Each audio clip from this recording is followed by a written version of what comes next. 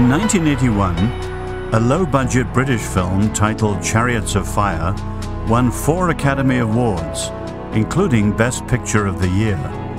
It told the story of 2 athletes competing in the 1924 Olympics in Paris. Harold Abrahams, a young Jewish man driven to win, and Eric Liddell, a quiet Scotsman who refused to run on Sunday. Both won gold medals and returned home as heroes. Today, Eric Liddell's unwavering conviction of refusing to run on Sunday at great personal loss has become legendary. He took a stand before the whole world and could not be moved. But the race for which he is most admired, his grand run through life, began and ended in China, far from the limelight and the cheering crowds. This is the story of a man who won far more than Olympic gold. He won the love and admiration of people wherever he went.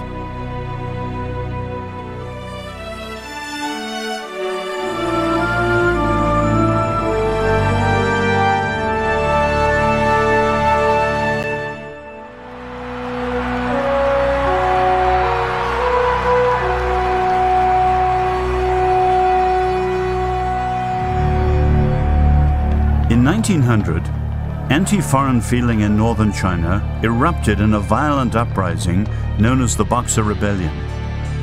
A secret Chinese society called the Boxers set out to destroy all foreign influence in China. They killed hundreds of Chinese Christians, along with foreign missionaries and business people.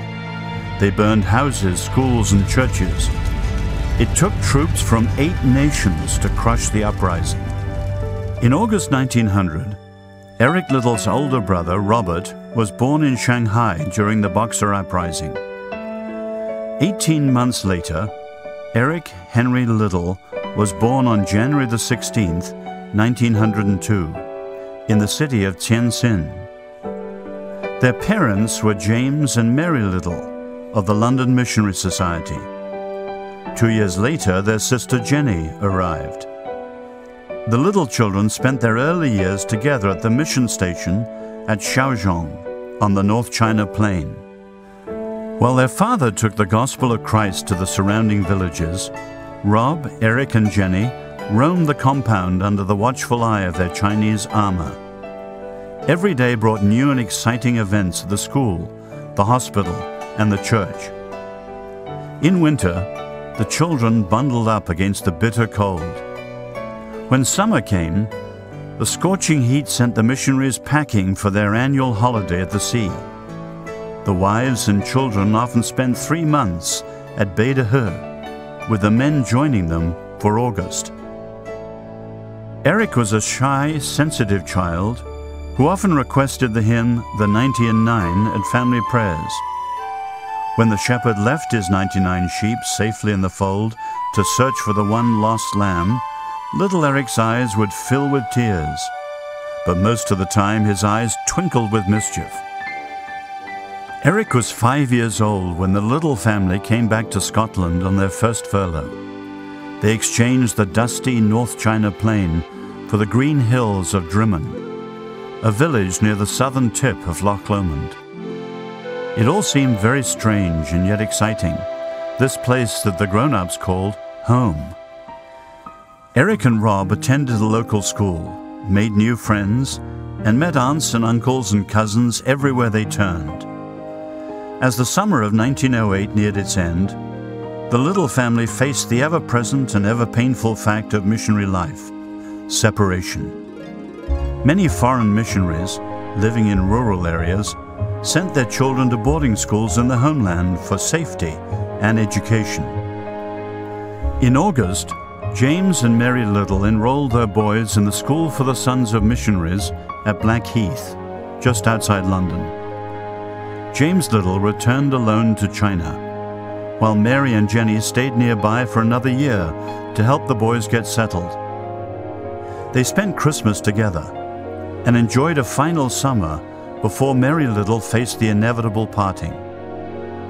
Rob was 9 and Eric 7 when she told them goodbye and sailed with Jenny to rejoin her husband in China. Leaving her sons was Mary Liddell's greatest anguish. She missed them desperately and promised to write both Rob and Eric every week without fail. It would be 4.5 years before she saw her boys again. At Blackheath, Rob and Eric joined some 60 other boys, nearly all sons of foreign missionaries, in a nurturing yet somewhat austere environment that only boys could turn into fun. They settled into the routine of class, dorm life, and physical exercise, including 2 terms of rugby every year. And every week, a letter came to each of them from their mother. They spent the short vacations at school and returned to Scotland only for the long summer holidays. In 1912, the school left its cramped quarters at Blackheath and moved to Mottingham, where it became known as Eltham College. The boys welcomed the spacious new surroundings, including a playing field of their own for rugby and cricket. Looking back now, I think that being at Eltham College had a very profound influence on me. I don't think that I was conscious of it at the time, very much. But looking back now, we were very lucky. The whole atmosphere was a wonderful atmosphere in which to grow up. It really was. When we got there in the morning, the first thing we did was we had morning prayers. We had that every morning. And with the whole school assembled, I don't remember us ever singing hymns, but we certainly had a Bible reading and a prayer.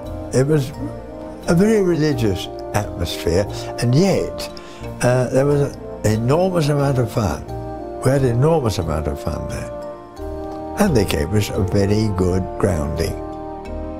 Mathematics, geography, history, scripture, English, very fine chemistry master. Mr. Burley was a born schoolmaster. He had a lot of sense of fun, and he did interesting and exciting experiments. Eric was really, very much like a lot of the others, a lively spark. He was in everything. If there was any bit of romping going on, Eric was there, always. And in his early days, he was just like any other boy. He did in no way outstanding or different at all from the other lively lads. Early in 1914, the Liddells returned from China so that Mary could undergo surgery for gallstones. Rob and Eric enjoyed this reunion with their parents and their sister Jenny. And they also met 2-year-old Ernest, a new brother whom they had never seen. But before their parents could return to China a year later, the world was at war.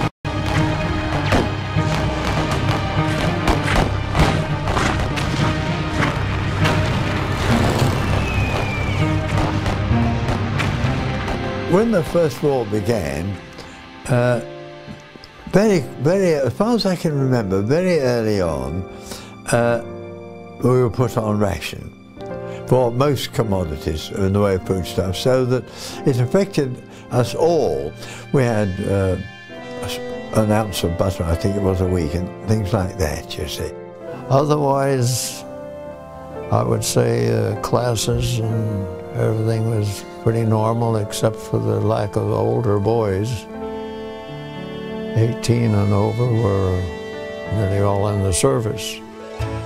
With many of the older boys away at war, younger students like Rob and Eric became leaders on the athletic field. He was a fast runner, and from the scrum, if he could get the ball back to one of the 3 quarterbacks, especially Eric, if he got the ball, he was on his way. He played on the wing to his brother, and I think we began to notice that he was outstripping his brother for pace. And then, of course, I think it was the year after his brother left, he won the 100 yards race in the athletic sports in a time of 10 and 4/5 seconds, which at that time was a pretty remarkable time for a schoolboy. And then he was, of course, very much noted, but he didn't change his character. The Liddell brothers made their mark in sports at Eltham College, particularly in rugby and cricket. In the annual running events, they often placed first and second. Eric was undoubtedly overshadowed by Rob. If you asked Eric anything, you always said, ask Robert. Always you say, ask my brother. Yeah, my father was Rob Liddell, who was the eldest in the family. And then there was his brother Eric, and then there was Jenny, and the youngest was Ernest. I understand, or I've been led to believe, that my father was perhaps more the dominant character when they were younger, simply perhaps because he was the eldest. And my uncle used to say, oh, we'll leave it to Rob. Rob will do it. I suppose my father did do it.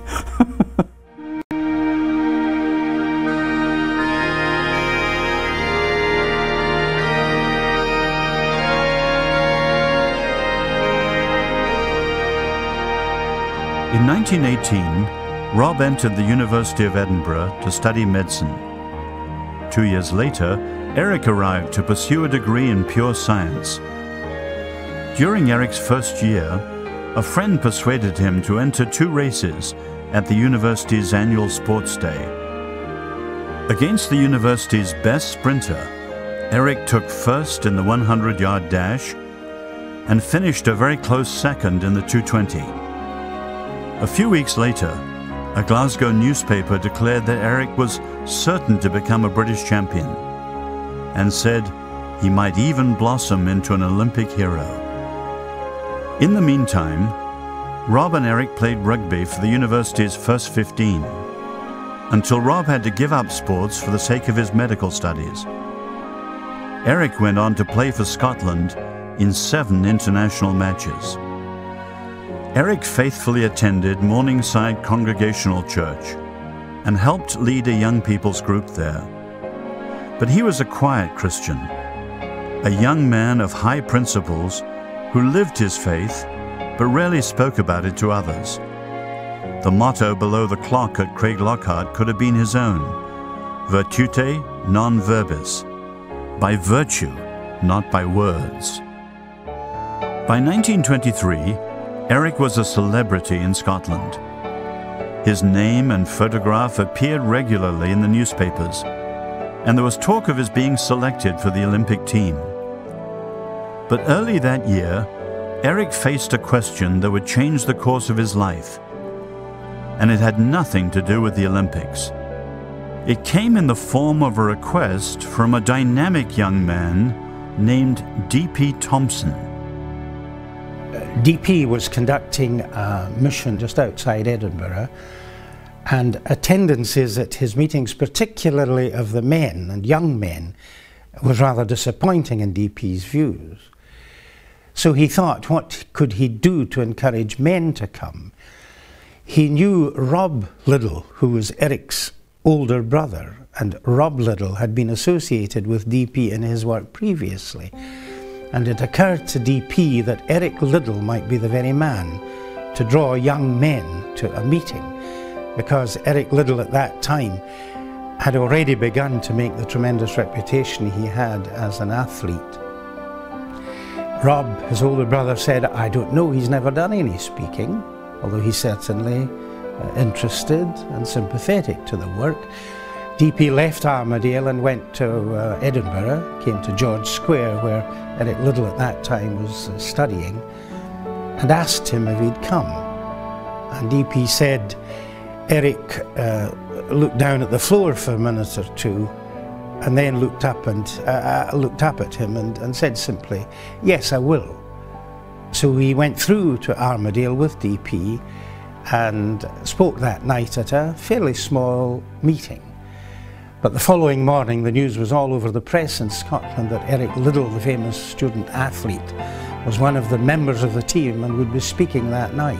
And from then on, of course, as DP has anticipated and hoped, attendances multiplied, especially of young men on whom Eric Liddell had a great influence. Eric Liddell was not a gifted public speaker, and he knew that better than anyone. He was by nature a very shy, private person. For him to come to Armadale, a coal mining town, and speak in the town hall to a group of men who had little interest in the Christian faith took a great deal of courage. For Eric, it was a life-changing experience.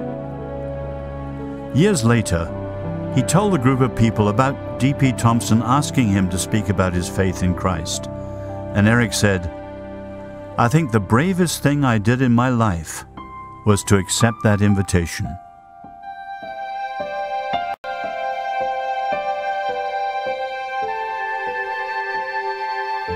Several months before the Paris Olympics, Eric learned that the heats for the 100-meter race would be held on a Sunday. He told the British Olympic Committee that he could not run on the Sabbath because he believed in keeping the Lord's Day for worship and rest. While many people admired Eric's stand, others were shocked that he would throw away a chance for an Olympic gold medal. Some even accused him of being unpatriotic. I imagine Eric learned that the heats were to be on a Sunday in the autumn of 1923, and he would have made clear then that he was not going to compete in any of these events which were held on the Lord's Day. He decided not to run months before the Games, and there is no evidence that he agonized over it at all.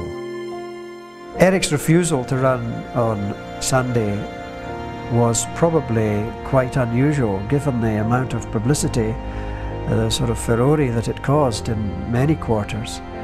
Eric not only refused to run on in the 100-meter heats, of course he also declined the possibility of running in the 4x100 and the 4x400 meter.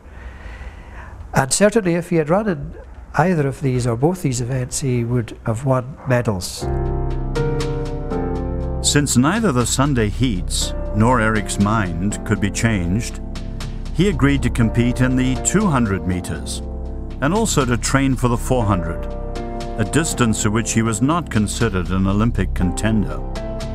For a Scotsman, he's rather stereotyped in Chariots of Fire, and you know, is made out as being some sort of rank amateur, as compared with Abrahams, this, you know, well-honed professional.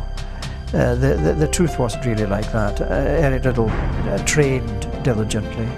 He went down 3 times a week to Powder Hall under the eye of a trainer, Tom McKerker, and there's no doubt that his style of training, although the quantity isn't the same as it has become, the style of training would be very similar to Harold Abrahams.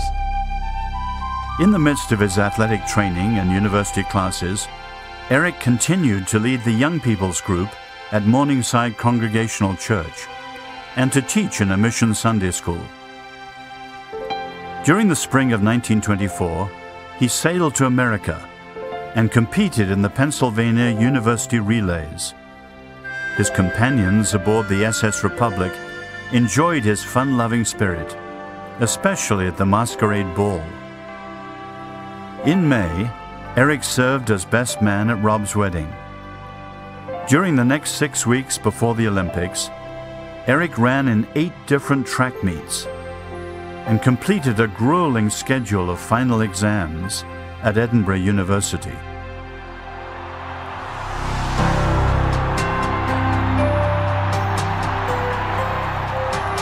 In the 200-meter final, less than 1 second separated the 6 runners as they crossed the finish line. Eric placed 3rd, capturing a bronze medal for the British team. But very few people gave him a chance in the upcoming 400-meter event. He wasn't favoured to win the 400 metres. He would have been considered very inexperienced at the event, and there was no indication in the preliminary heats that there was anything special coming. And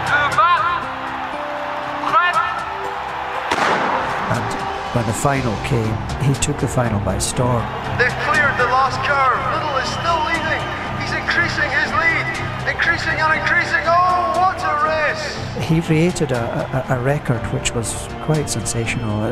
There was no way that anyone would have predicted the events of the final of the 400 metres, the day of the final, including the semi-final in Paris in 1924. But it was certainly a great surprise that he came through to win the 400 metres. There's no question about that.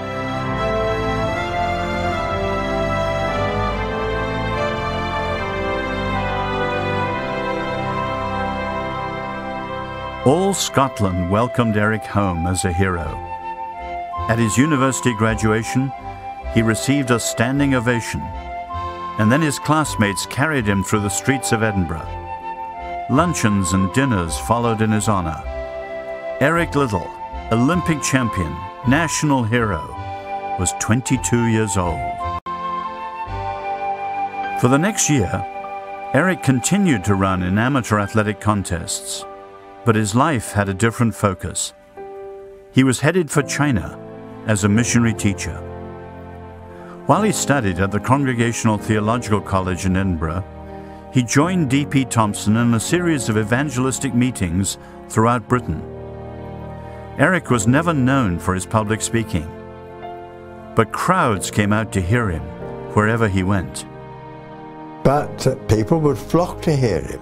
Now, I believe that when he was talking about religion, about Christianity, I believe that he was genuinely inspired. He was absolutely devoted to the Christian life. I mean, it took prominence over everything he did, and this lasted him right till when he went to China. But I believe he spoke on Christian matters with great eloquence and a lot of feeling. A lot of feeling. People respond, oh yes, people responded to it, yes, oh yes. He carried people away. And I don't think that was natural to him. On June the 27th, 1925, Eric ran for the last time in Scotland. Before 15,000 fans at the Scottish Amateur Athletics Championships in Glasgow, he captured first place in the 100, 220 and 440-yard races.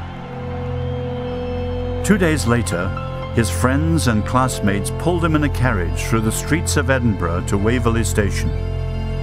There he boarded a train on his way to China. Eric never set himself up to be a leader particularly, but he became so because of his sporting prowess, because of his fame. And people admired him at that time because he stood for a principle, and they admired that. And I think today people are still fascinated by a man who could do that, who could so effortlessly turn his back on the things that the rest of us admire so much, and you know, the material success, the fame that we all, well, maybe we don't all, but a lot of us do crave. We want to be known, we want to be admired, and he turned his back on all that. He had it. He turned his back on it. And also the principle of the Christian faith that he stood for. But it was the fact that his faith meant more to him than anything. And I think that people, even if they're not Christians, they admire that.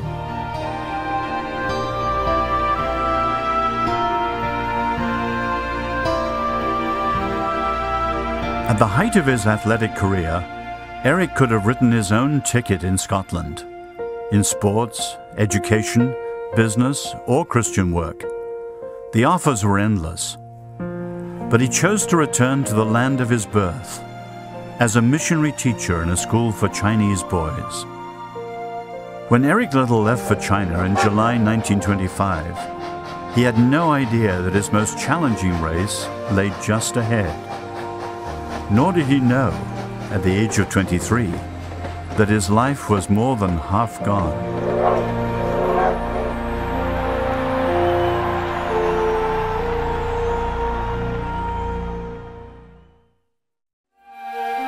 From London, it took Eric Liddell 14 days to reach China on the Trans-Siberian Railway.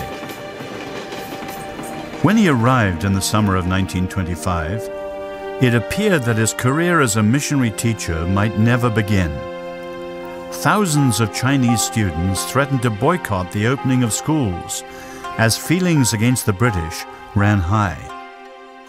I think you need to understand the tremendous power and position of the Western nations in an Asiatic nation like China.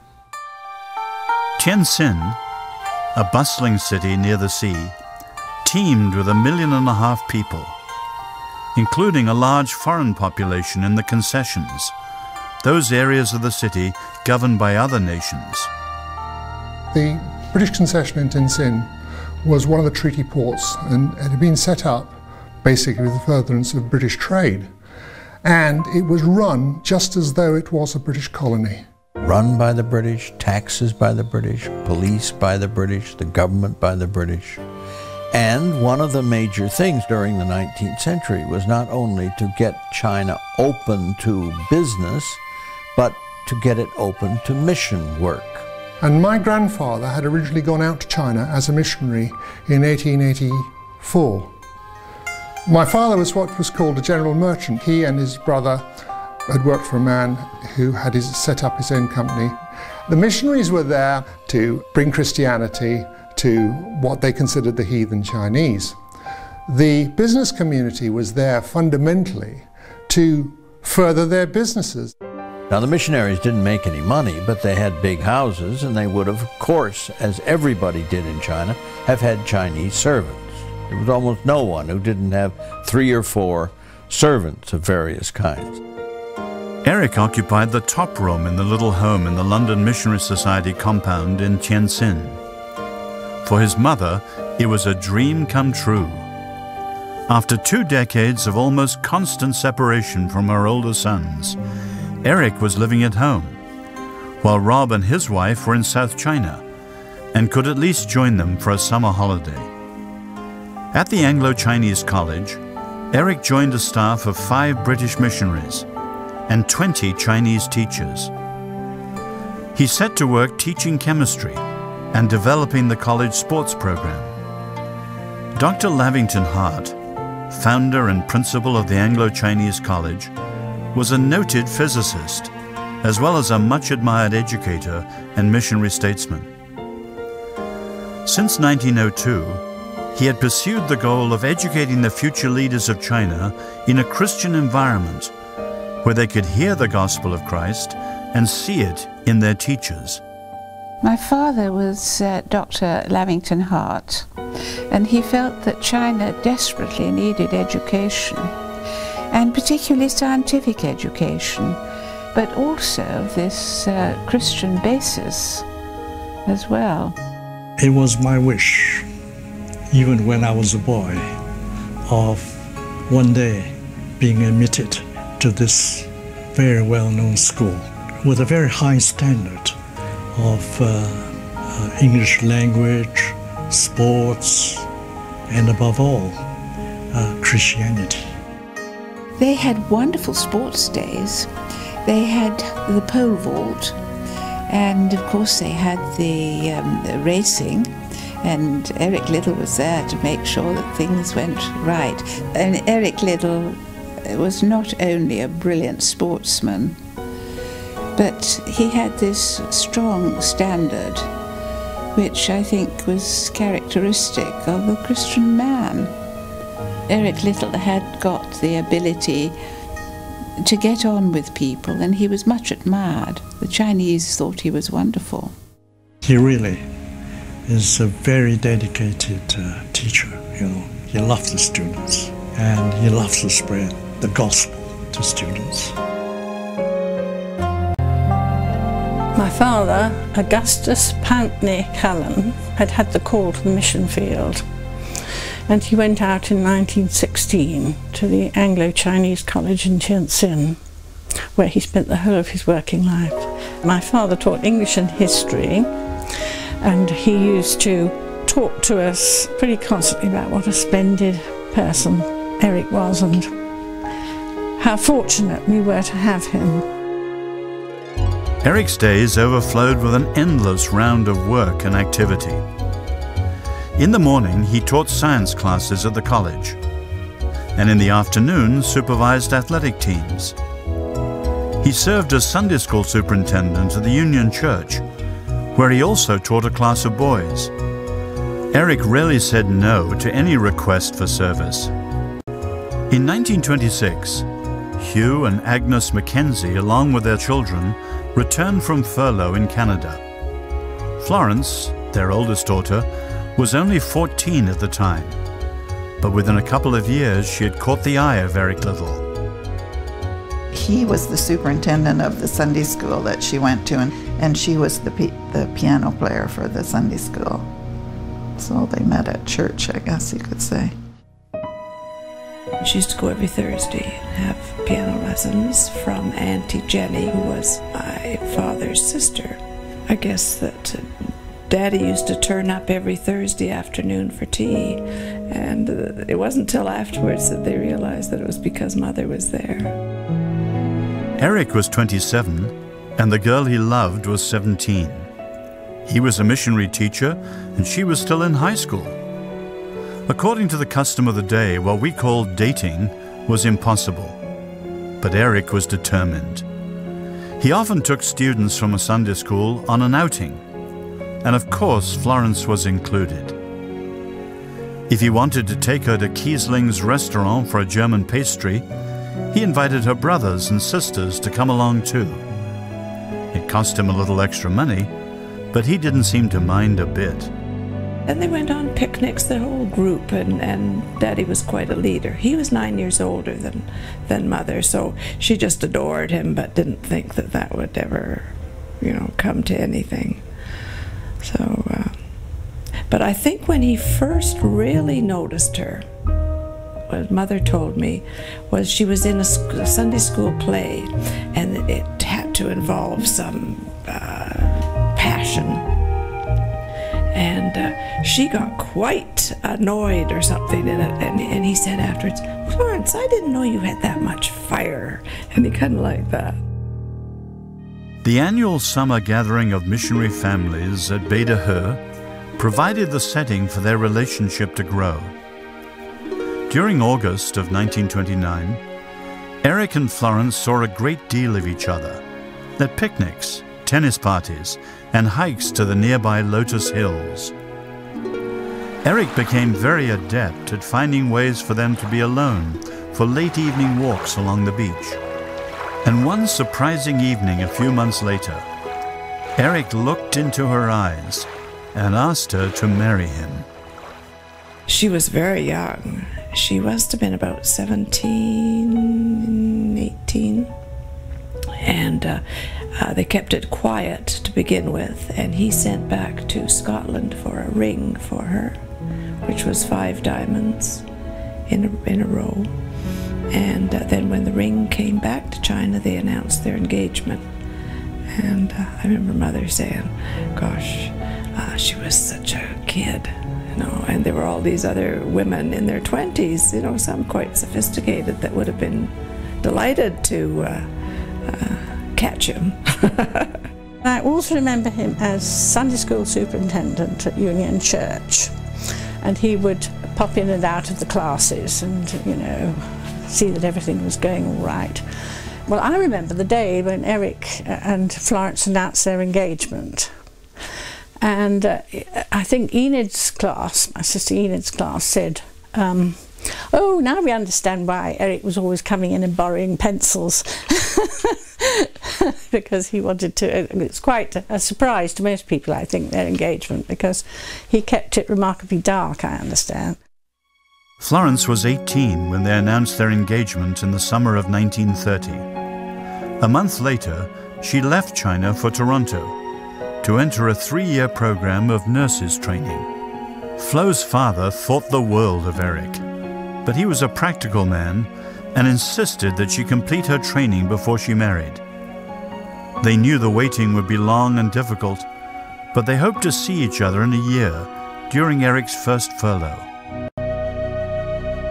Well, Mother's very best friend, Betty Gale, and her husband were in Toronto at the time, and Daddy was waiting at their place for her to come from work, from nursing. And Auntie Betty said to me it was absolutely wonderful to see, because he was standing on the porch, and as she came down the street, he just swung off that porch, and the electricity was fantastic between them. She came racing down the street, and he went racing to her and just swept her up in his arms. And knowing they still had a couple more years apart before they could get married. But she said it was just pure joy to see them together. They were married on March the 27th, 1934, at the Union Church in Tientsin. The Anglo-Chinese College closed for half a day, and hundreds of friends shared in the celebration. After the reception at the Mackenzie home, Eric and Flo escaped for a week in the beautiful Western Hills outside Peking. Well, I think she brought great joy and completeness to him. She just sort of completed the picture for him, rounded it out. You know, he'd been a solitary person. I think they had a wonderful relationship, the two of them.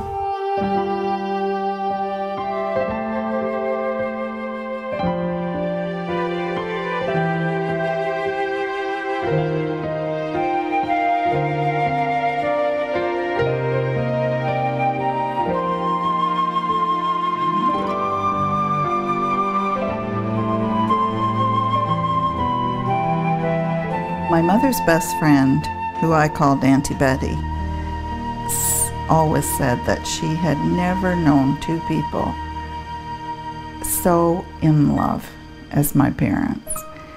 And that's pretty important. In 1935, the London Missionary Society asked Eric if he would consider leaving his teaching post at the Anglo-Chinese College and moving into rural evangelism. He and Flo talked and prayed about the request, but decided that Eric should continue teaching. A year later, the request came again with even more insistence, and Eric agreed to go to Shaozhong for a trial period in July 1937. A few weeks before he and Flo and the children were scheduled to leave for Shaozhong, life turned upside down in China. The Japanese army mounted a full-scale invasion of the North China mainland. The cities of Tientsin and Peking fell quickly to the advancing forces of the rising sun. Soon the Japanese controlled the major cities and the railway lines of North China. Fighting between the Japanese, the Chinese Nationalist Army, the Communist forces, and the guerrilla units created chaos at every turn. After several attempts to reach Shaozhong failed, Eric and his brother Rob set out by canal boat. During the next 10 days, they were robbed by bandits and detained by various bands of guerrilla soldiers, before finally reaching Shaozhong on December the 8th, 1937. Early in 1938, Eric began his new work at the mission station where he had lived as a child. And he was called acting superintendent, and with that title he could wear an armband, you see, with a red cross on it, and he would just shoot off on his bicycle and go anywhere and everywhere, all over the countryside. He was an evangelist to the villages. He didn't stay put. He was out all on the way most of the time. Very rarely was he staying with us in our houses, and he kept his wife Flo and babies in Tientsin, where they were safer, because it really was dangerous, and we were constantly being shot at or locked up by the communists for identification. Extraordinarily fearless person, because he had this awareness of Jesus being with him all the time. It's a very difficult job for him, but he came to the college occasionally. So when he visited the college, we young boys watched him. We met him, and we took him as a hero. Eric Liddell's name is synonymous with God's love. He has done so much He helps so much the people of China. He influenced a lot of people. Eric's visits with Florence and the children in Tientsin were sporadic and often unannounced.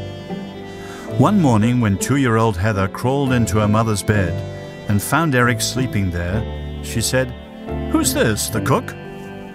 Eric roared with laughter and said, "I knew we were friendly with the cook, but I didn't know it had come to this." After 18 months of work at Shaozhong, the Liddell family left China in July 1939 for a year's furlough. They planned to spend 6 weeks in Canada and then travel to Britain, hoping for a time of family life together, free from the dangers and uncertainties of war. But it was not to be. In response to Hitler's invasion of Poland on September the 1st, Britain and France declared war on Germany.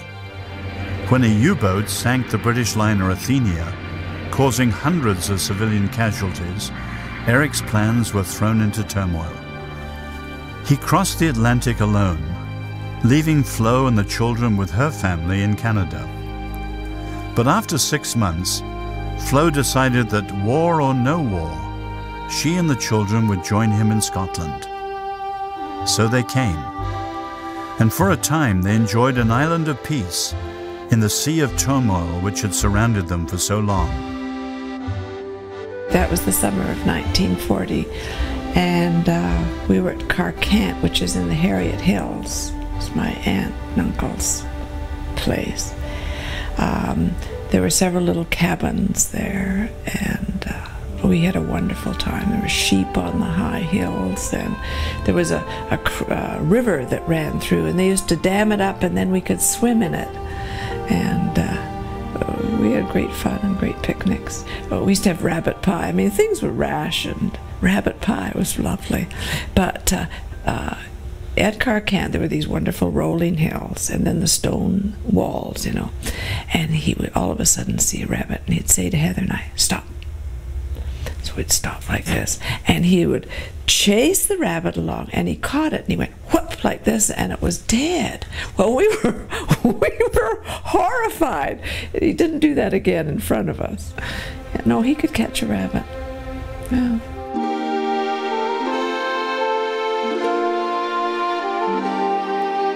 Eric and his family returned to China in the autumn of 1940.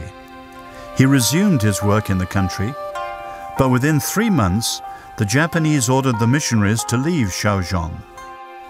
Once again, Eric struggled with a critical decision: face the dangers in China together, or send Flo and the children to safety in Canada. It was getting so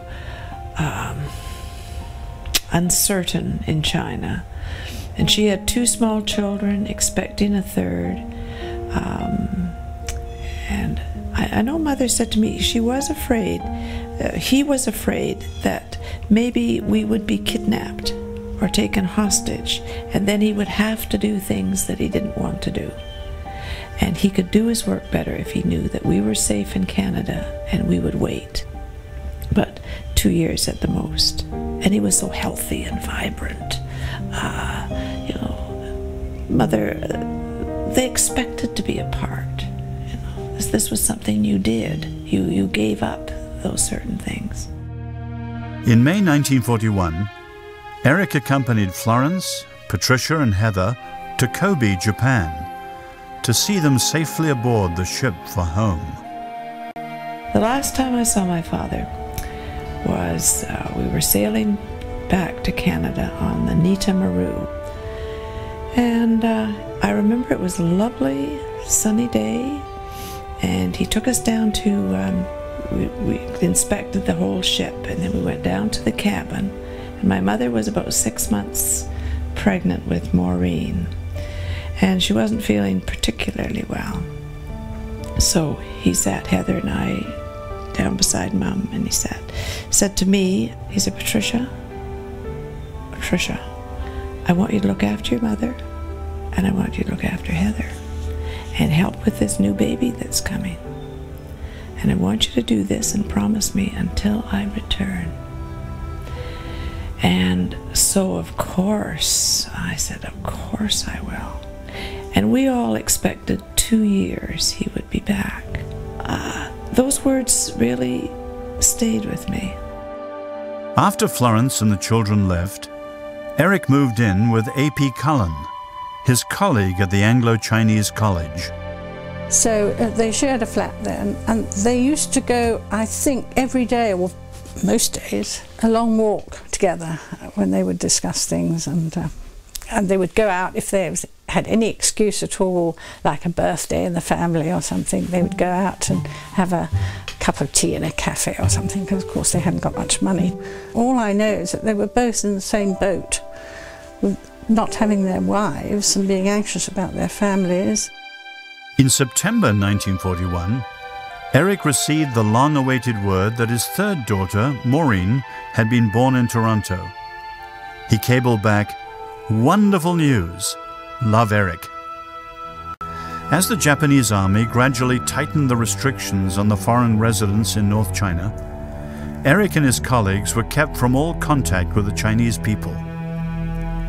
With their missionary work of teaching and preaching curtailed, it was up to each person to find meaningful activity.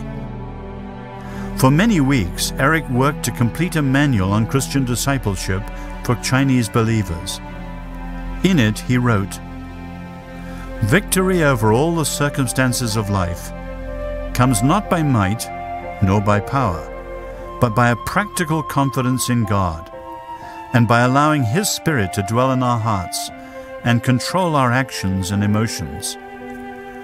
Learn in the days of ease and comfort, so that when the days of hardship come, you will be fully prepared and equipped to meet them." Yesterday, December 7th, 1941, a date which will live in infamy. Things changed dramatically as far as the Japanese were concerned on the 8th of December 1941, when in fact we woke up with a machine gun pointing at the front door and an entire Japanese army that was surrounding it.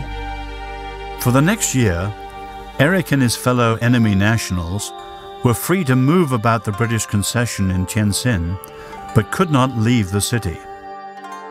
Early in '43, the Japanese government announced that all enemy nationals in North China would be moved to civilian assembly centers, a polite name for prison camps. For Eric, the final chapter of his life would be written with 1,500 other people in a place called Weixian. In his manual on discipleship, Eric included this prayer: "Father, I pray that no circumstances, however bitter or however long drawn out, may cause me to break thy law, the law of love to thee and to my neighbor, that I may not become resentful, have hurt feelings, hate, or become embittered by life's experiences, but that in and through all I may see thy guiding hand and have a heart full of gratitude for thy daily mercy, daily love, daily power, and daily presence.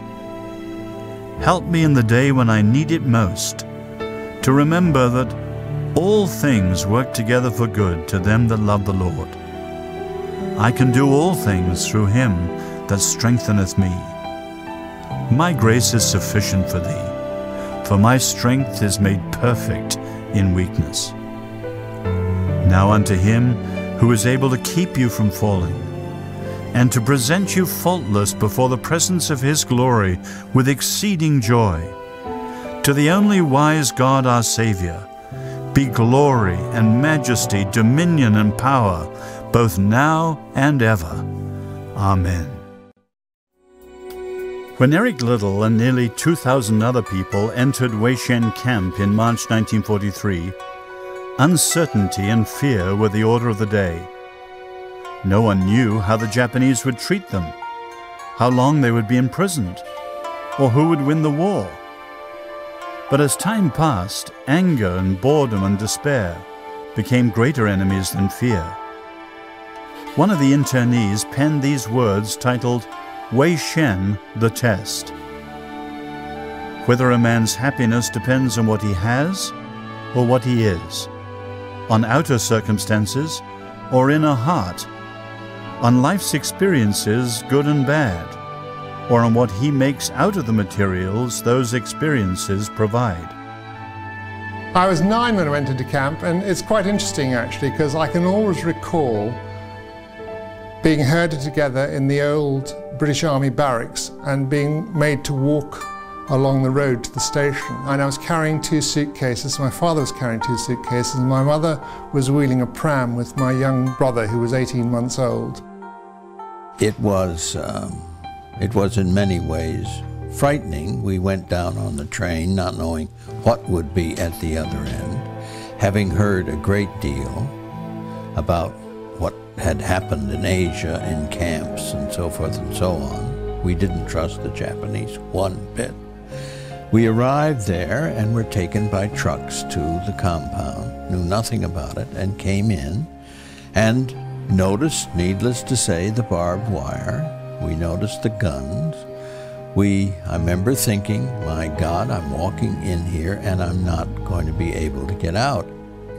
Now, this had been a beautifully equipped mission compound built in the early part of the century. The buildings were in good shape, but there was nothing in them. All the pipes had been torn out, of course. The furnaces had been torn out. There was no running water. There was no heating. There was no nothing. The camp was a mess. In the camp, there were no Chinese workers to do the hard labor, no servants to cook and clean. Bankers and missionaries had to stoke fires and pump water. Society ladies and prostitutes peeled vegetables together. It was a strange bunch and made up of all kinds of people, all kinds of people. There were lots of floaters. I kept thinking all the movies I've seen of people in dirty white suits in Asiatic bars, they're all here. They were there. And many people who had lived all their lives with comfort and privacy suddenly had neither. In a dorm, the men and the women who were single men and women were put into large classrooms. And they had perhaps a foot and a half between beds. And there was a lot of tension over how much space there was, how much space your neighbor was taking. When Eric entered Wei Shen camp, he had been separated from Florence and the girls for almost 2 years. Now communication was limited to 25-word letters sent through the Red Cross. In April 1943, he wrote to Florence, "Simple, hardy life under primitive conditions. Living with Josh and Bear in small room. Good fellowship, good games, teaching in school, food sufficient, boundless love." Eric often talked about his family in Canada, and what was continually weighing heavily upon him was, of course, that he had never seen his youngest daughter.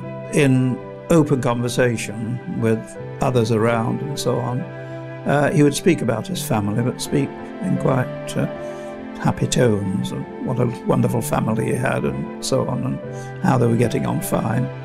But in those quiet times that we had together, one saw his concern and his anxiety showing through. We went and we lived with my grandmother and grandfather Mackenzie, and we started school, Brown School in Toronto. And in the summertime, from about May to September, we lived at the island. Mother was just totally there for us. She was always there. Before we went to bed, we always had a set of little songs, and she would play on the piano and we would sing. And the one I always liked the best was I Hear Thunder, I Hear Thunder. And we would pound our feet on the carpet, and she would be banging away in the background. We did a lot of singing. We sang when we did the dishes, and we always sang Grace. In the evening, before we went to bed, we'd either read a story, we'd say our prayers, we'd talk about what the day had been, and anything that frightened us. We'd talk about Daddy and the war. We'd say, now, it's 6 o'clock here at night. It'll be 6 o'clock there in the morning. Now, the moon we see tonight, he will see tomorrow night, you know. And will he be saying his prayers for us now at night? We'll say our prayers for him. And so he was never far from us. She said it never crossed her mind that he wouldn't come back because he was incredibly healthy when she saw him last, and full of energy, and she was sure that he would come back. On March the 27th, 1944, Eric wrote to Florence, "You seem very near today. It is the 10th anniversary of our wedding. Happy, loving remembrances. We must celebrate it together next year."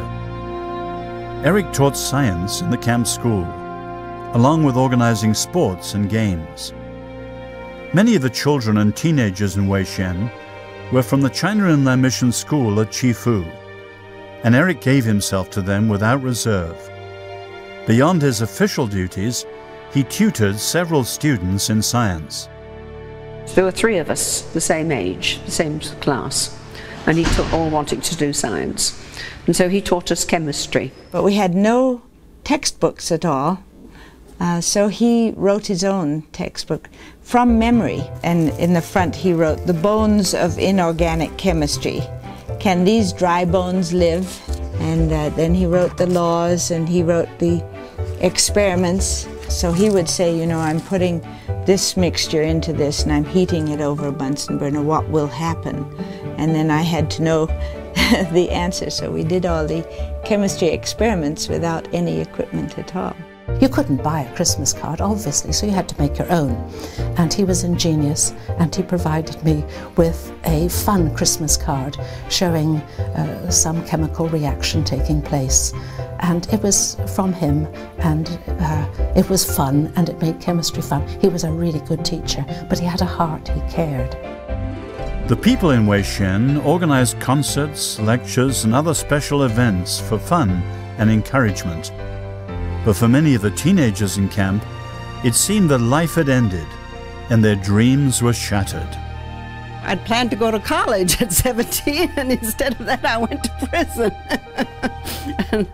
and we had a prayer meeting in our class, you know, praying that we'd get out. But it was more of a gripe prayer meeting than anything else.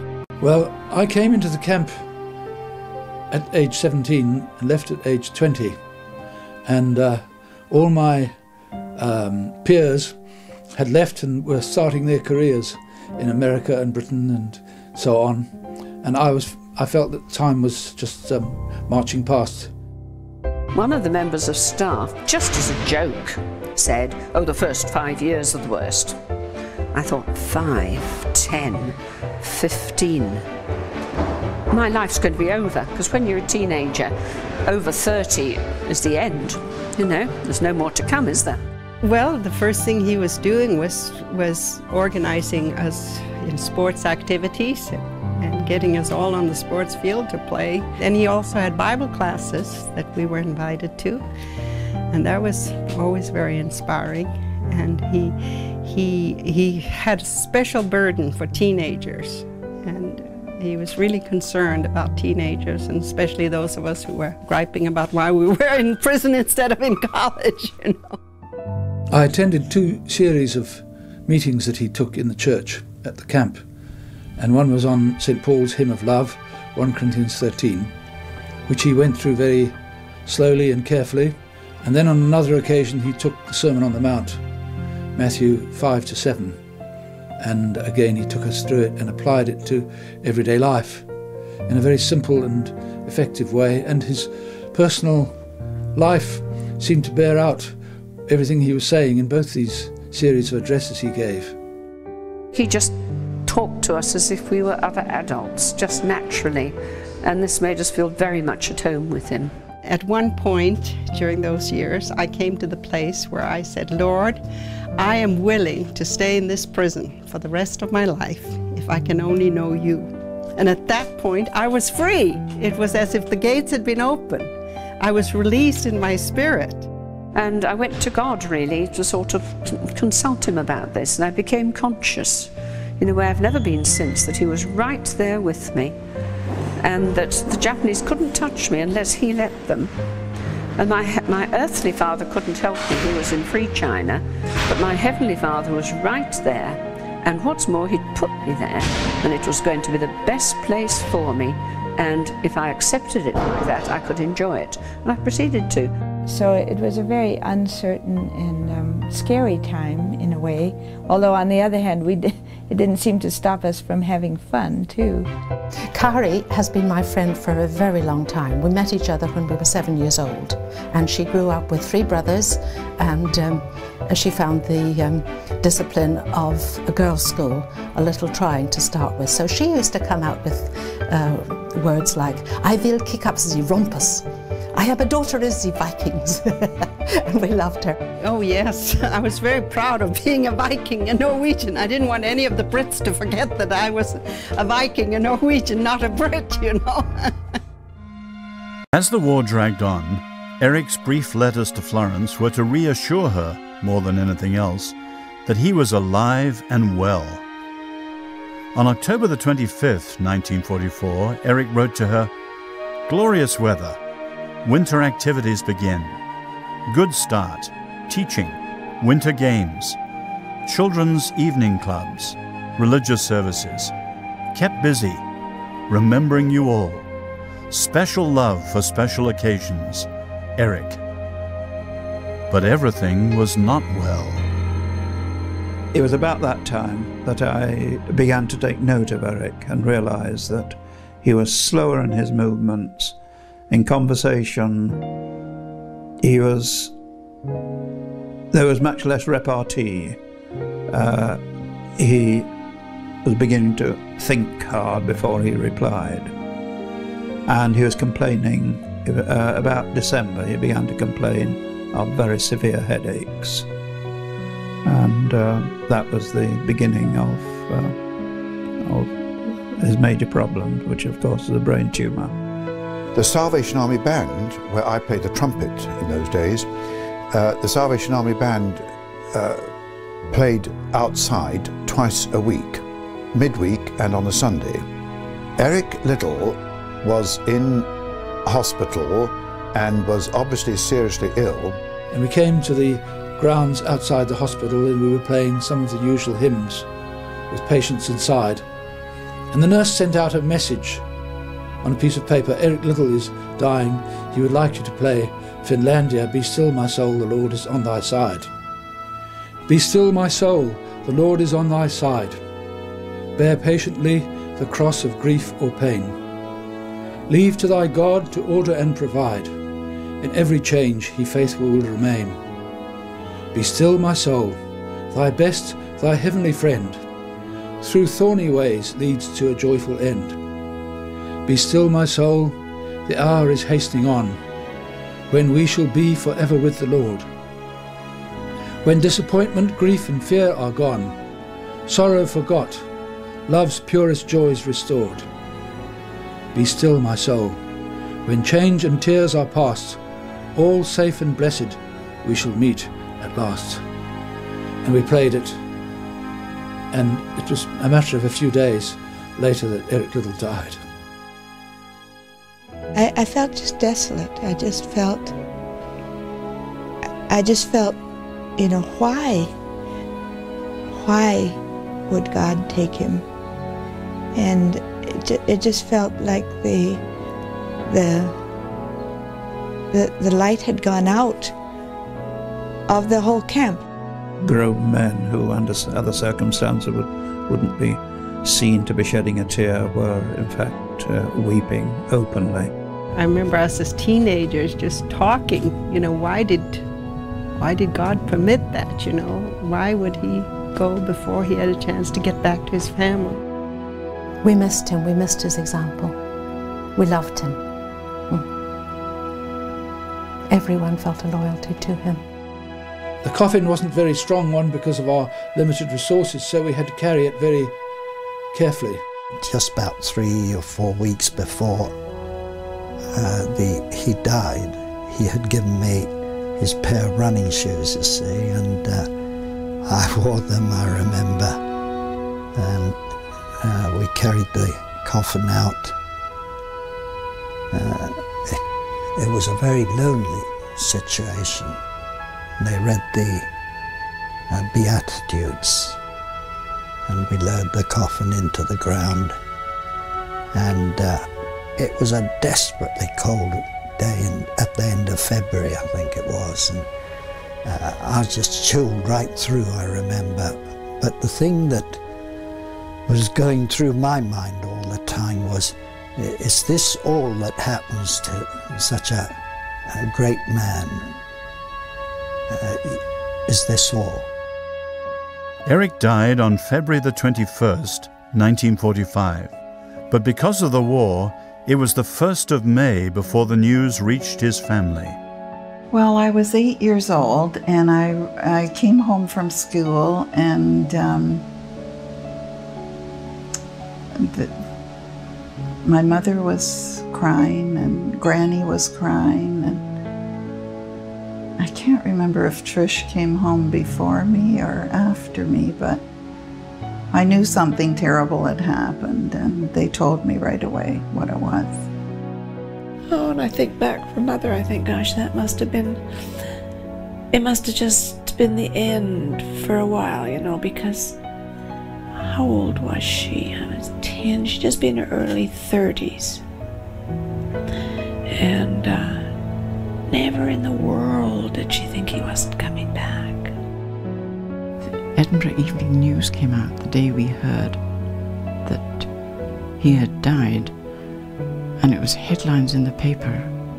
That really shook me. That really made me realize for the first time that he was quite a famous chap. And the memorial service, the Edinburgh one, absolutely packed the church. There wasn't a place to be had.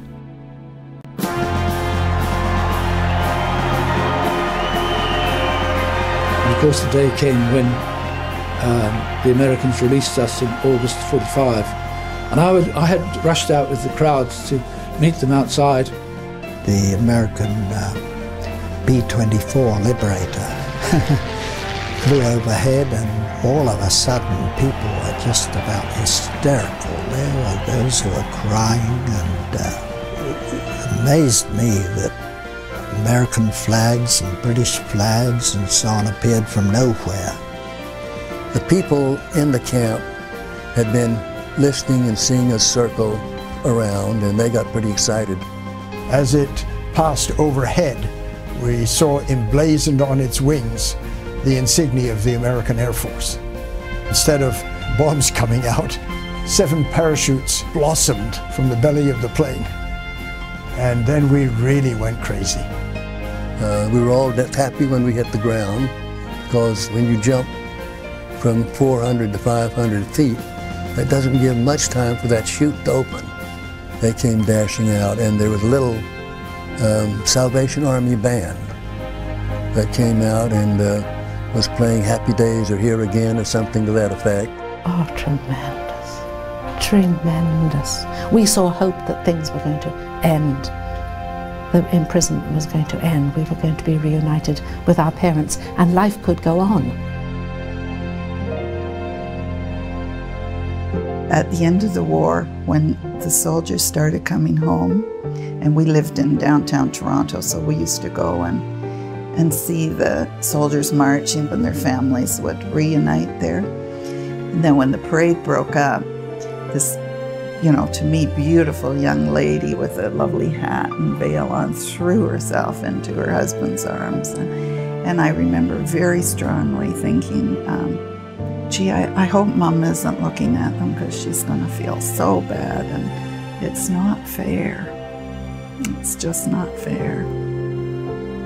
But she was wonderful the way she handled it. You know, we took that summer away at the beach, and then she bought the house, and we started again. I think the most important thing about my parents that I remember is their great sense of joy together. That's how I think of the two of them, with this great sense of joy in life and God and the world and people, and always expected the best of people and usually got it. I remember Eric Liddell as a trim figure, wearing shorts, carrying buckets of water. Now, he didn't need 2 buckets of water, but he was carrying water for people who were old or who were sick or who were unable to carry themselves. He was loving, accepting, and he would do anything if it really could help somebody. He'd probably be standing in a queue for somebody else. He was, I know, for coal dust, which we had to make into coal balls for our fires in the winter. It was his living out the Sermon on the Mount in his daily life that really has left a deep impression on me. That he just loved God and loved serving him, loved people, and was delighted if he could do something useful. And if Eric Liddell was forgotten, that wouldn't worry him at all. His speeches weren't the most important. The most important was his personal touch with people who were wounded. And many of them were the Chifu kids away from their parents. I used to think, oh, Daddy, why aren't you here with us? Why don't you here with us? It wasn't until years later, that I met some people, children. There were children in the camp. And I realized what he had done for them. We loved him. He ran well. He ran well right up to his death. He ran well. Amazing. Yeah. The hands on the old clock at Craig Lockhart no longer move, and perhaps there's a lesson in that. We say time flies, but some people say time stays and we go. We enter the starting blocks of life not knowing the length of the race. Our life may be a sprint or a marathon. We're not told in advance. All that we can decide is how we will run. Joseph Featon has observed that every life shares a common mark, and he calls it the dash between the dates. On every tombstone, whether ornate or simple, they put one dash between the birth date and the death date. We get one dash through life. It reminds us of the stark truth. Just as man is destined to die once and after that to face judgment, so Christ was sacrificed once to take away the sins of many people. In the end, men reduce all living to the cold mark on the stone. Those of us who live a life worthy of the Lord, following in the footsteps of Jesus, find the end of earth's dash to be the beginning of heaven's glory. Eric Liddell ran well, finished strong, and won a prize far beyond Olympic gold. You and I are still in the race.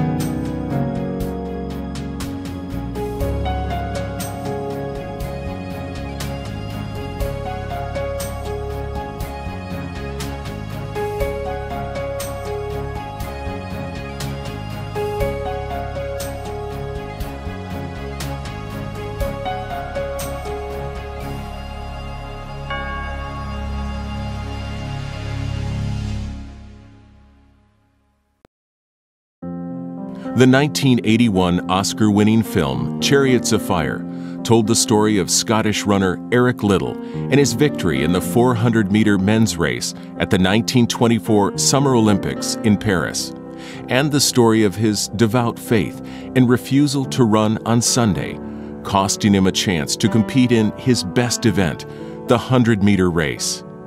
This rare display of integrity and personal sacrifice by a great champion continues to inspire many. After the Olympics, Eric Liddell ran a much greater race, true to his spirit and strength. In 1925, he sailed to serve in China as a missionary until his death in a Japanese prison camp in 1943. On this day of discovery, the three daughters of Eric Liddell returned to China for the first time since being sent to safety in 1941 to discover God's faithfulness to a faithful runner.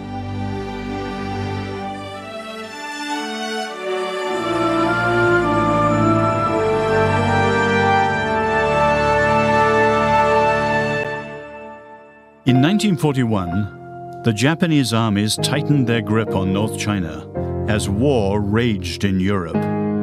Missionary Eric Liddell and his colleagues had been forced to leave their post in rural Shaojiang and seek safety in the city of Tientsin. Even there, life was growing increasingly uncertain for everyone. Eric was deeply concerned for his wife Florence, his daughters 6-year-old Patricia and 4-year-old Heather, and there was a baby on the way. It was getting so uncertain in China. And she had 2 small children, expecting a third. And I know Mother said to me she was afraid, he was afraid that maybe we would be kidnapped or taken hostage, and then he would have to do things that he didn't want to do. And he could do his work better if he knew that we were safe in Canada and we would wait. The last time I saw my father was we were sailing back to Canada on the Nita Maru, which was a Japanese ship. And my father insisted that we travel on a Japanese ship, that we would be the safest, and he was right. And we sailed to San Francisco.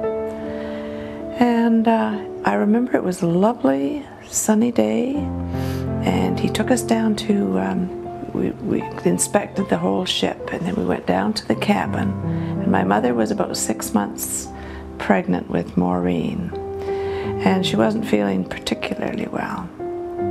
So he sat Heather and I down beside Mum, and he said to me, I remember my part particularly because that was me.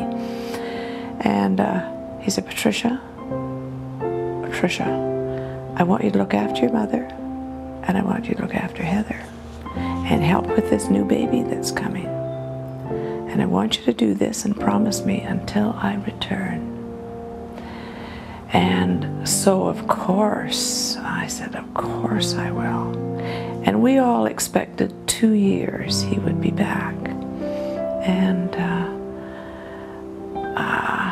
Heather said, okay, that's enough of that. Let's go explore the ship, because she has this wonderful free spirit. But of course, she was small too. So, and those words really stayed with me.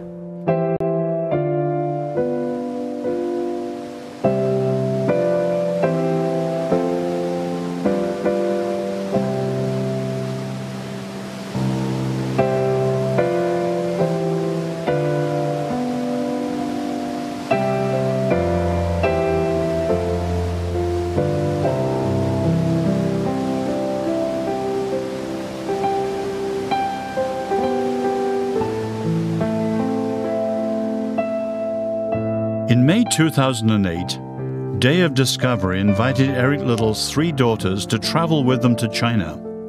For Patricia, Heather, and Maureen, this was their first return to China since their father sent them home with their mother to the safety of Canada in 1941. They settled in Toronto, and for nearly 4 years waited expectantly for their father's return, a return which never came.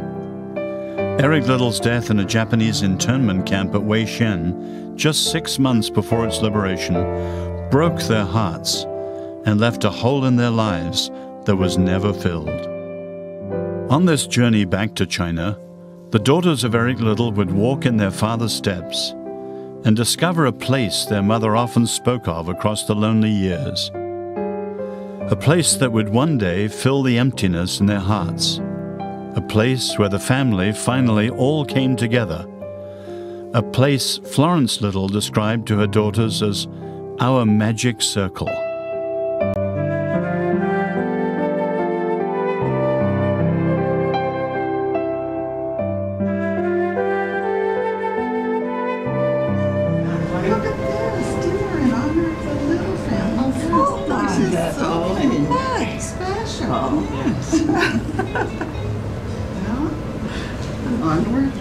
These three are the little. Where do we go? She's the maid. She does.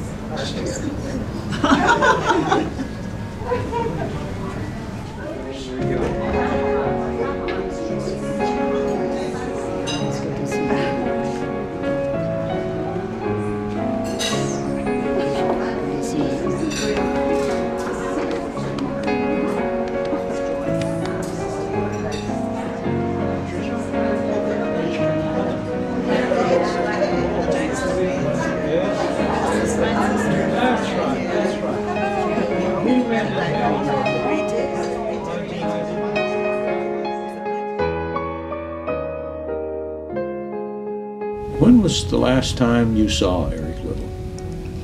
I think sometime in early 41, I think.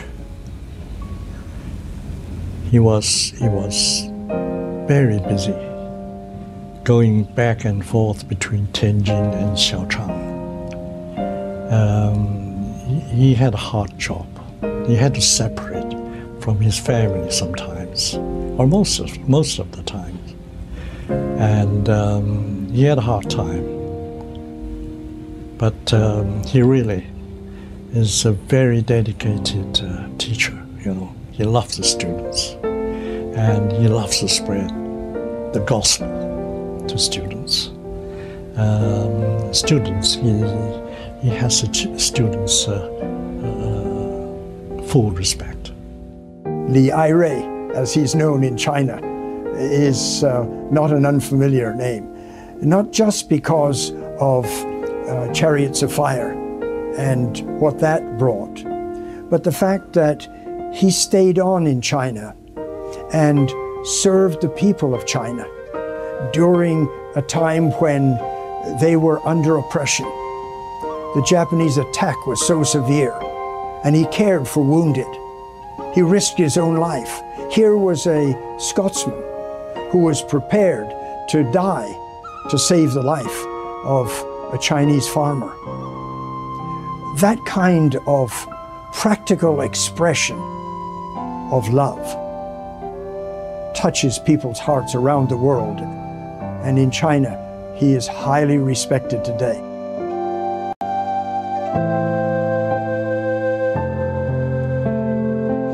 What are you looking forward to on this trip to China?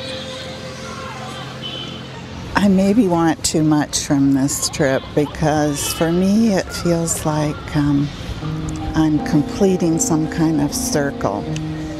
And because my father always seemed to belong to everybody else in the world, but not to me, I'm hoping to capture something of his essence here, to take home with me and to heal a little spot I have in my heart. I think what I'm really looking forward to is Wei Shen. I don't know if I'm looking forward to it, but it's something that I've wanted to do. As a child, we thought about exactly where my father was, and we used to think in the morning, it's nighttime for him, and the opposite way around. And when we'd say our prayers at night, we knew he'd be saying his prayers in the morning. And so now it'd be good just to be in that place. I know it won't be exactly the same, but it will be different, but it'll be the place. There's a great healing process going on. And I didn't realize how much pain that we children, and my mother must have had far more, had buried deep inside of us. You say, well, I'm going to be strong, and you go on and you try and forget. And when I first read some of the books, I could not, let's say, have you read the book yet? And because I wept and wept, and it's been a cleansing, a healing. And somehow I think, I think my mother and father would be just delighted. I can almost feel them smiling down and saying, good, good. Especially for Maureen. Mom would be just so pleased, so pleased. I'm sort of the old hand.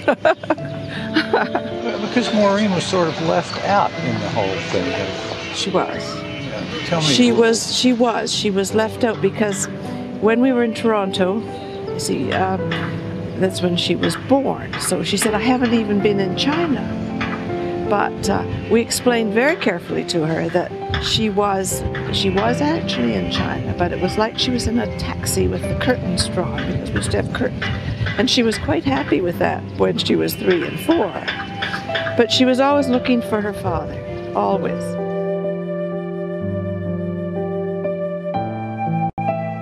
This is the site of the former Mackenzie Memorial Hospital in Tianjin, where Patricia and Heather were born. And Eric Liddell would have lived at the time, before he was married. The homes of the London Missionary Society were just on the other side of this building. Well, this area is directly behind the Mackenzie Memorial Hospital, and most likely this was where the homes of the London Missionary Society were. And of course it would not have been as filled in. The homes were separate, there was space between them. You'd have the Little family in one, the Longman family in another, the Cullen family in another. So the people who worked at the hospital were very close, and Eric and his colleagues at the Anglo-Chinese College really had a very short walk from where they were living to the place where they taught. And Eric lived here from about 1925 until probably 1929 or 30 with his parents and his younger brother and his sister Jenny until his parents went back to Scotland.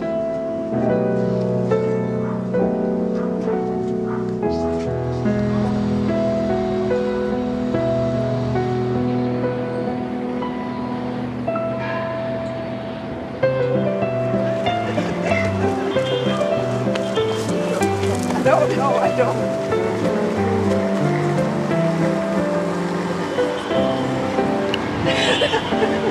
I hope you got those heads back. Yeah, did you all throw your heads back? Yes, we did. Okay. I didn't know if I had enough energy. Oh, dear. Good run, ladies. I think Dad would have been proud of that one.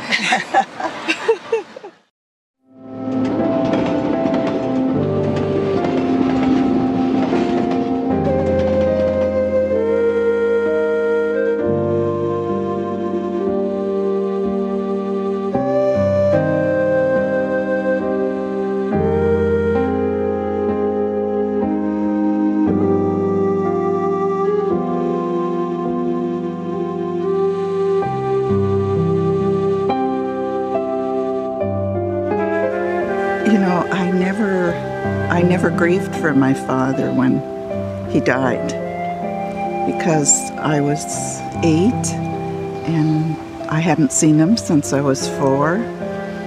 And I remembered him, little baby memories of twinkling eyes and good memories, but it didn't impact on my daily life to find out he was dead. But I grieved for my mother, because she was my hero. And so anything that made her unhappy made me unhappy. So I did grieve for her.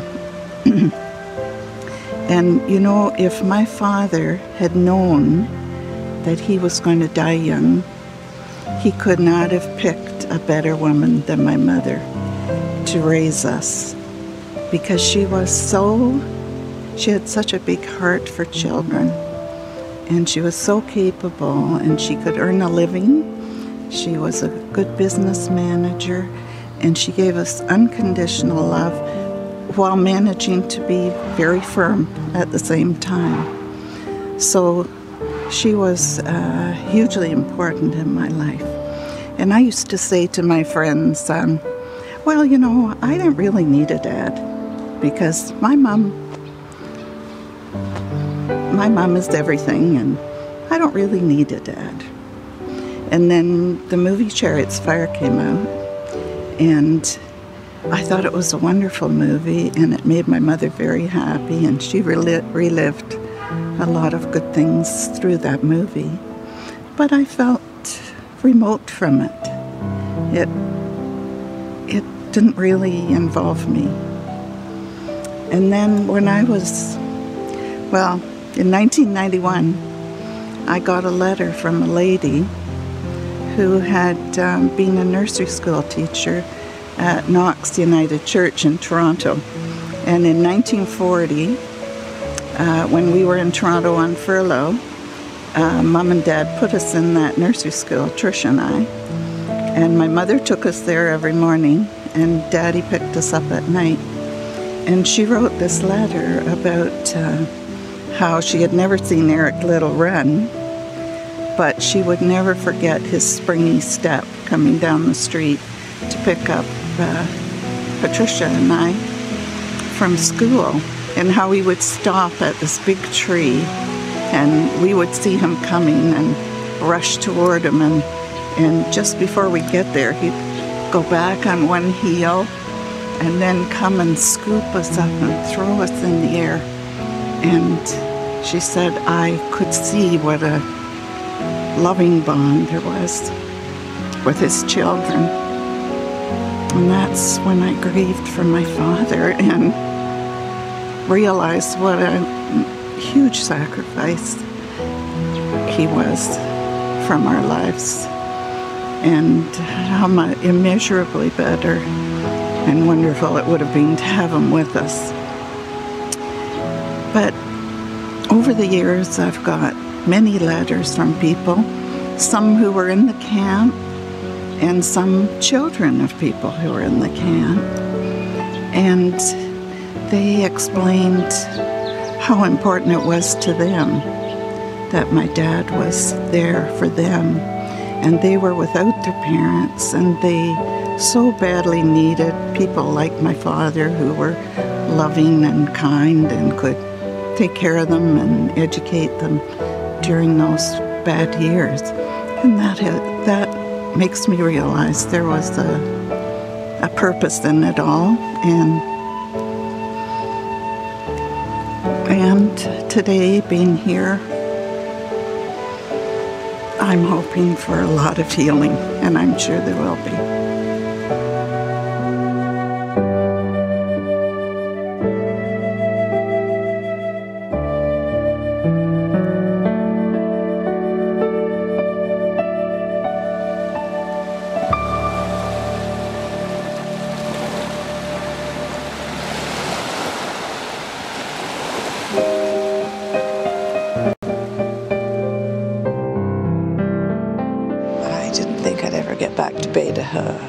It's so good to see it again. It is just wonderful.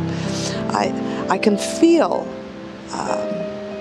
and a sense when my mother was a young girl frolicking on these beaches and climbing the rocks and having picnics, and my father would be 10 years earlier doing the same thing.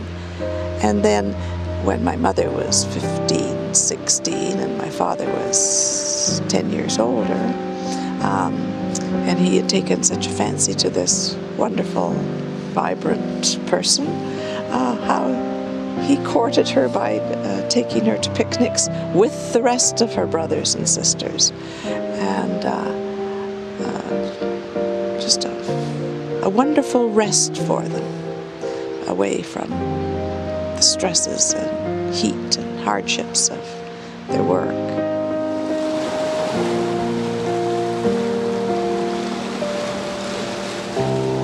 My mother used to talk a lot about the magic circle of family, where the bonds were so strong and so deep that no separation and no absence could break them. But when my father died so suddenly and so unexpectedly, there was a great gaping hole torn in our lives. And we struggled very, very hard to fill that gap.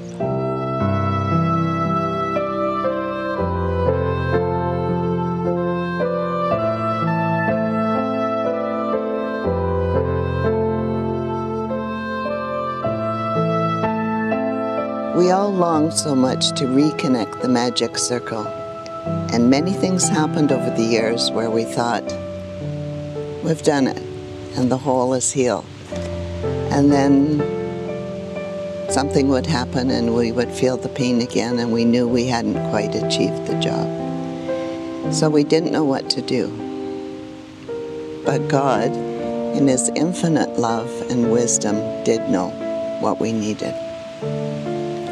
And God provided so abundantly for David McCaslin and his marvelous crew to come to China, bring us to China, surrounded by love, held in God's hand every day, while we reenacted and retraced our parents' steps in a way that was so real and so much the way it really happened that they just sprung to life in our hearts once again, never to be forgotten.